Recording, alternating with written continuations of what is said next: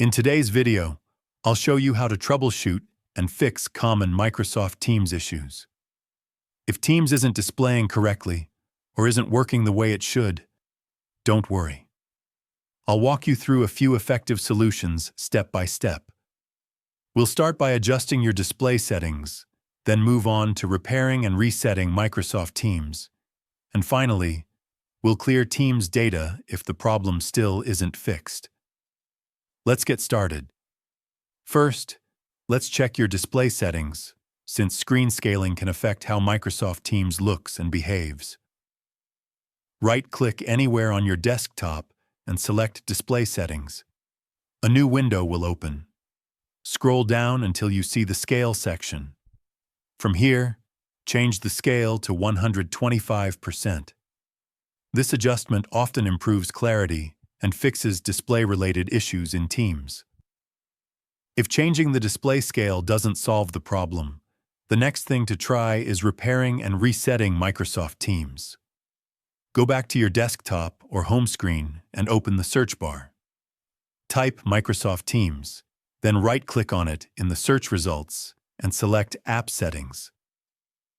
In the App Settings window, scroll down until you reach the Reset section. First, click Repair.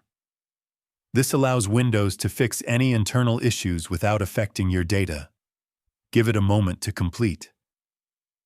After the repair finishes, click Reset to restore Microsoft Teams to its default settings. If Teams is still not working properly, there's one more step you can try. Open the search bar again and type Run. In the Run dialog box, type %appdata%, then press Enter. This will open the hidden application data folder on your computer. From here, open the Microsoft folder and locate the Teams folder. Right-click on the Teams folder and select Delete. This removes cached files that can cause performance and display problems.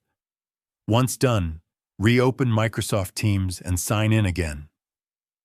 Each of these methods targets a different potential issue, so make sure to follow them carefully.